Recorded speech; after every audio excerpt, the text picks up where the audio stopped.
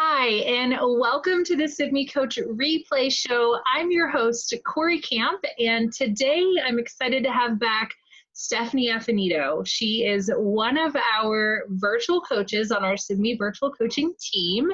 And in addition to coaching for us, she is a literacy teacher educator and a coach in upstate New York. Welcome back, Stephanie. Thank you. Thanks for having me back, Cory.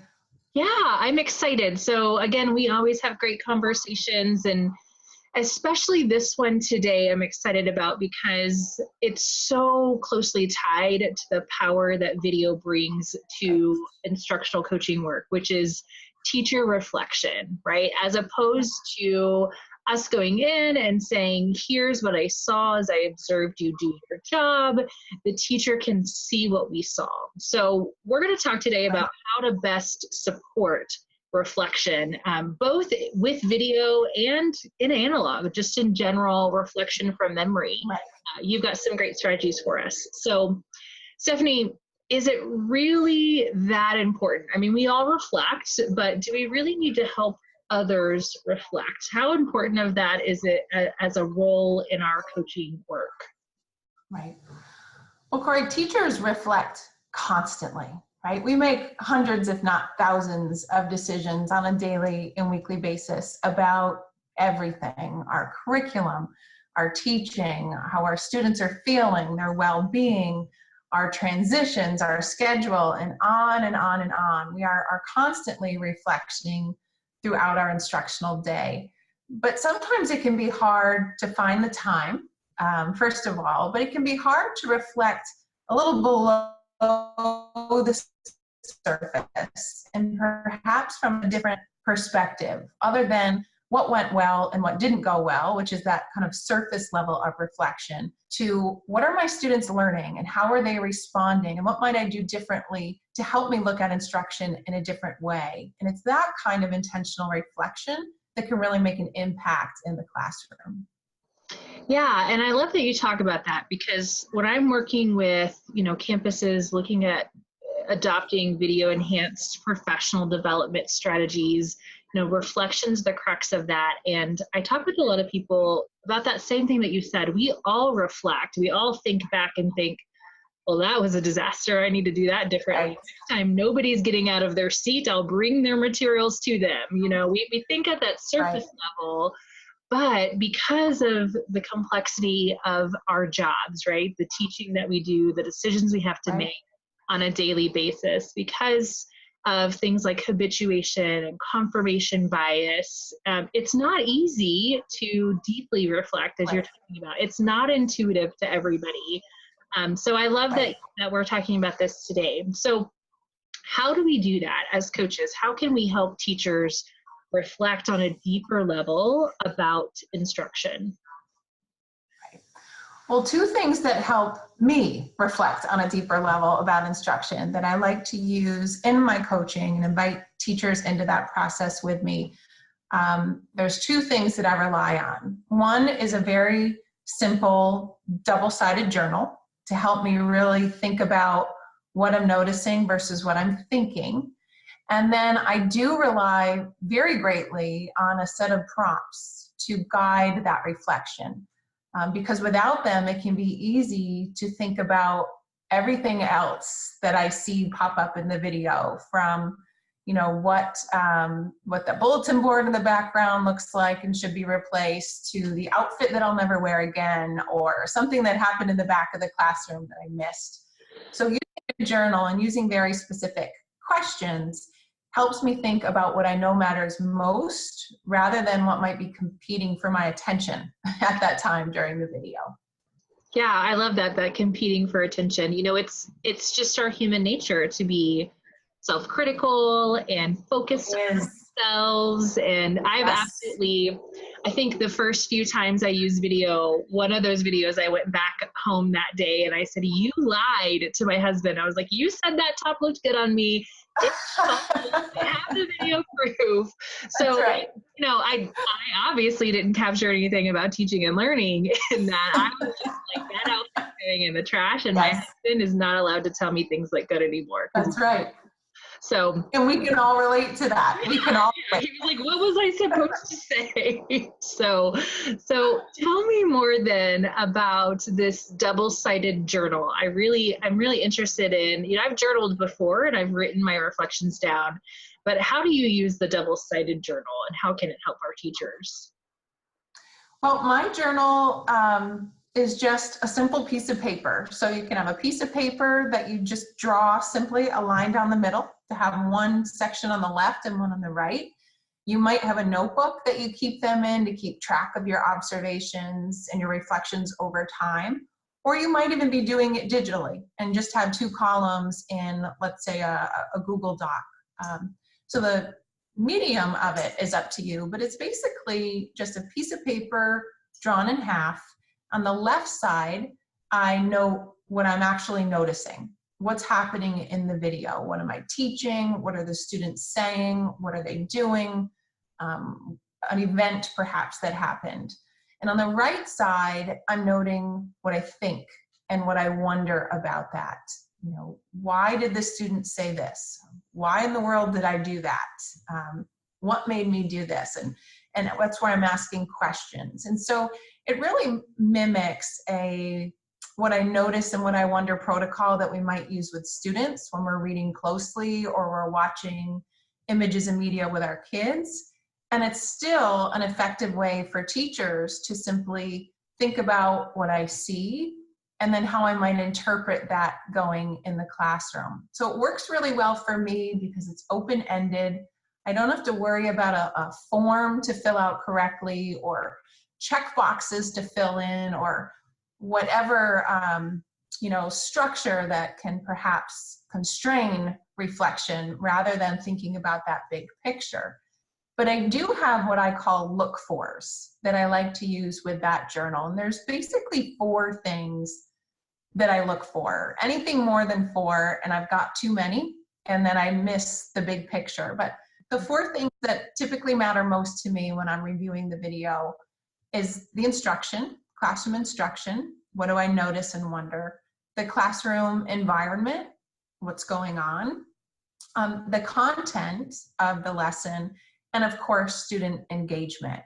And by having those 4 look-fors somewhere on that reflection journal, it helps me to focus on those things instead of, as you mentioned, our shirts or, realizing that the classroom library needs to be reorganized or something that might compete for our control. So I like to have whatever those things are that I'm looking to reflect on listed front and center somewhere on that page to help guide my attention and my reflection.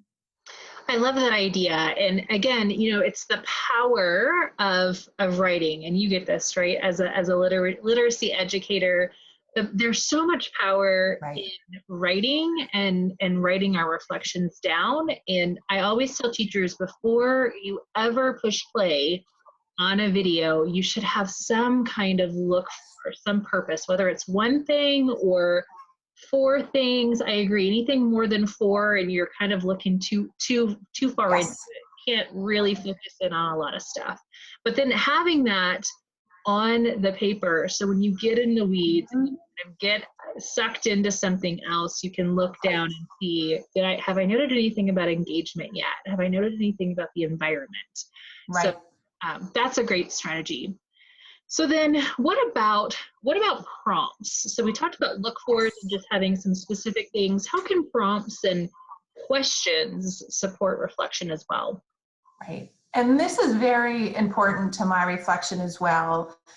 Just like I write down those look-fors so that I'm aware of what I want to focus on, I need personally these stems to help me think deeply, because without them, in our crunched time for reflection anyway, we tend to go back to what's familiar, what went well and what went wrong, right? Those surface level kinds of things. And teachers are masters at picking out what went wrong. And so instead of looking at video to critique, it's using the video to think a little bit more deeply. And so for me, without a reminder of what those prompts are, I can fall back on my old surface habits of, okay, what went well and what might I change? next time? So I really rely on them to help spark my intention and really spark my thinking. And so I've got a couple that I always have written down somewhere when I'm reflecting that I'd like to share with everyone here. And you'll notice a pattern to these that I'll point out to you afterwards. But the first one is always focusing on strengths. You know, what were the students most successful with in this lesson? Is always the first thing I ask. What were the students most successful with? And why do I think that? To connect more closely to instruction.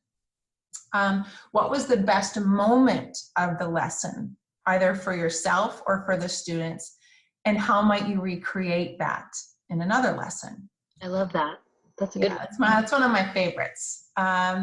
What seemed challenging for the students and for which students? So that we're really thinking about how different students may have responded.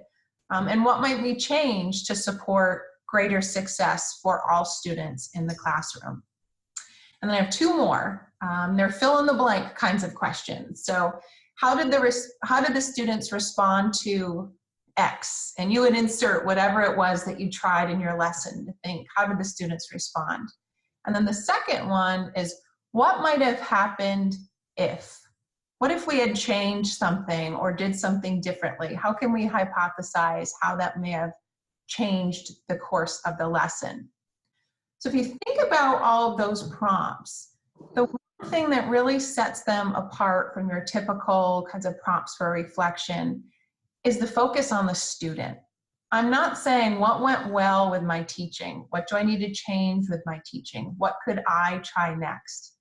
It's all about looking at the video from a different lens and a different perspective that you might miss in the really crazy moment of the actual lesson itself. How did the students respond? What did they find successful? What did they find challenging? And looking at reflection from that deeper level is what then can lead to changes in instruction that will really matter most to those students in the room. Yeah, and I love that because, again, everything that we do instructionally, everything that we plan and design is all towards those student outcomes. We will ultimately want that goal of learning for our students, making those connections, having, you know, high level of discourse. So really, again, thinking about this is not so much about me, which is, again, easily we can get in the weeds about that, but we focus on my students. And if you're just starting out with using video, that's a really great support for being able to kind of get over the anxiety of seeing ourselves, because it's not about me, it's about my students. And then what can I do to change that outcome or to make this look differently in the future or recreate that, my favorite. But again, it's not about me, it's looking at those student outcomes. Yes. I love that. I think those are some really great questions. I have some similar ones, but I'm going to steal a few of these. I really like the way and we'll put those in the comments as well. I know we had them here on the screen, but we'll put them in the comments for others to be able to steal. That's what we do as educators. We don't recreate the wheel, we borrow and steal. That's right. These are some really great ideas, Stephanie. I love the double-sided journal and those prompts that you shared. Is there anything else that you want to leave with our audience before you go today? Yeah, I think I really love how you summarized that using video to focus on the students rather than ourselves helps take away that anxiety.